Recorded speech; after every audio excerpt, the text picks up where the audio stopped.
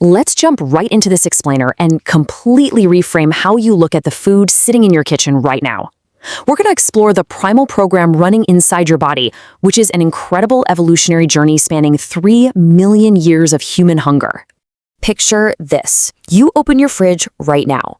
You're probably looking at a cold can of soda, some yogurt, maybe a slice of leftover pizza, or even some fresh fruit flown in from the complete opposite side of the planet. But if you could somehow ask your deep ancestors what they thought of this stash, they wouldn't even consider it food. So what did they actually eat? Well, the answer to that question is hiding in caves around the world. And honestly, it's kind of horrifying. It is just wild to contrast our pristine, fully stocked modern pantries with the shocking reality that scientists have uncovered about our earliest ancestors. We aren't talking about early farmers here, or even noble hunters. We're looking at creatures barely surviving on scavenged scraps, thick bones, and raw marrow. To really wrap our heads around this, we have to go back to the very beginning. Part 1, 3 million years hungry. If you've got this image in your head of early humans as the apex hunters of the African savanna, boldly taking down giant beasts, you need to erase that image entirely. We were definitely not the apex predators. For an unimaginably long period of time, we were just mere scavengers. Think about it. When a lion killed an antelope, it ate the best parts first. The muscle, the liver, the heart. Then the hyena swooped in, crunching through the ribs and the skin. By the time your ancestors finally crept up to the carcass, all that was left were the absolute bottom-of-the-barrel leftovers. But those leftovers actually became our signature meal. Our ancestors would grab the thickest leg bones left behind in the dirt. These were bones so incredibly thick that not even a hyena's massive jaws could snap them. But early humans had one unique trick up their sleeve that no other scavenger possessed: hands that could tightly grip a rock. Using sharp stone flakes called Oldowan tools, they'd smash those thick bones open for one specific reason: to scoop out the gray, slick, dripping fat inside. They ate this raw bone marrow right out of the shattered bone, and to them, it was an absolute feast. And they definitely didn't stop there. They also cracked open skulls, because a single skull holds almost a pound of solid fat, which, by the way, is the most calorie-dense food you can get from an animal. This is exactly why your body still treats fat like absolute treasure today. It remembers. And to round out the menu, they enthusiastically ate insects. We're talking termites, grubs, beetles, and thumb-sized fat white larvae. Think of it as the ultimate ancient protein bar. And these weren't some desperate last resort. This was a daily dinner that crunched in their mouths, just like shrimp. So generation after generation lived exactly this way, just scraping by, until a massive turning point happened. Part 2, how fire built brains. Roughly 1 million years ago, documented deeply inside Wonderwork Cave in South Africa, we discovered fire. Fire gave us cooking, and cooking changed absolutely everything. Dropping those marrow bones into the embers or roasting a chunk of meat over hot coals is essentially a form of pre-digestion outside the body. You see, raw meat and raw plants force your gut to do hours and hours of grueling chemical work just to break them down. But cooked food, it's already partially broken apart. It saves your body massive amounts of digestive energy and lets it pull significantly more calories out of every single bite. Because of this massive energy savings, scientists actually believe our ancestors' guts began to shrink.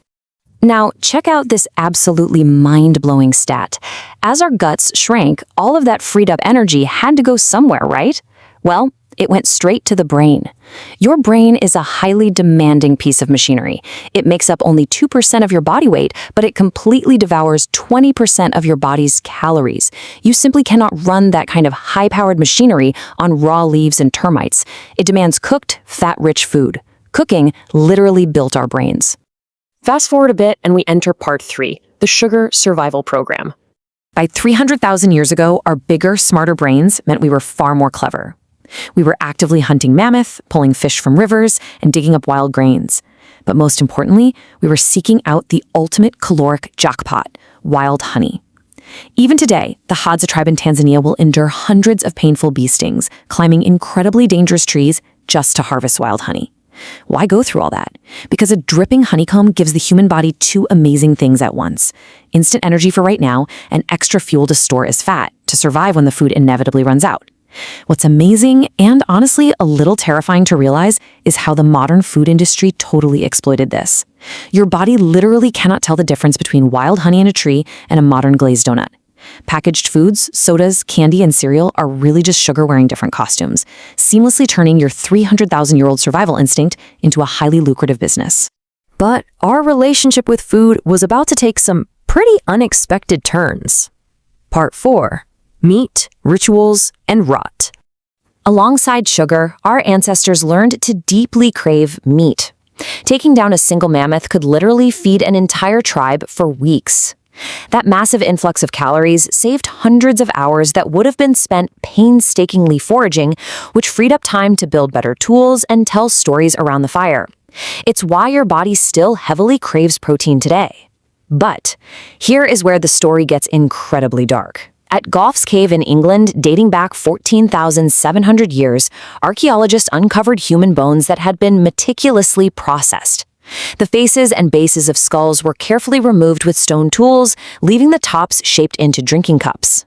The long bones were cracked open for the marrow in the exact same way our early ancestors cracked open antelope bones.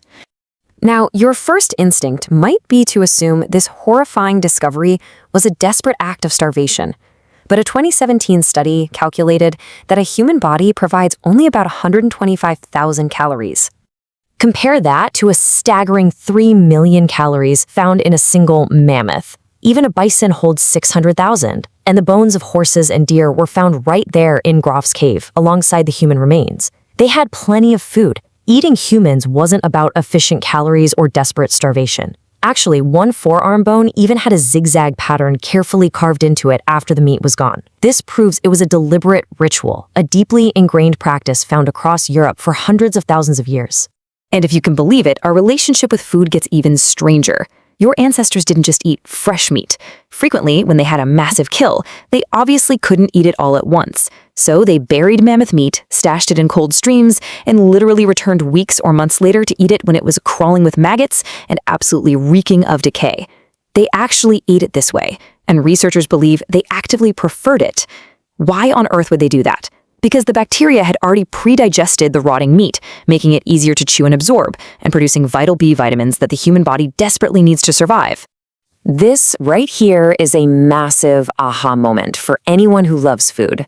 Your modern taste for cheese, it didn't start in some pristine French dairy, it started on a savanna 100,000 years ago. Every fermented food you love, cheese, yogurt, sourdough bread, beer, wine, soy sauce, pickles, it's all simply rot. It is just rot that has been carefully slowed down and made safe for us to eat. Your body actually remembers those ancient bacteria and genuinely craves them. So, what does this wild, deep history mean for us right now? Part 5, the primal program today. Consider this incredible contrast. If we dropped you, a modern human, 50,000 years into the past, you would probably die in days. You wouldn't know how to truck water, half the plants would be a total mystery to you, and you certainly wouldn't be strong enough to crack open a thigh bone from marrow. You would literally starve to death while staring at a landscape full of hidden food.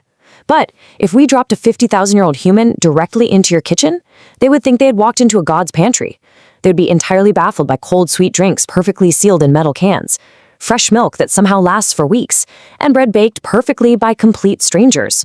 Which brings us to this absolutely mind-bending realization. You are running a 3 million-year-old program.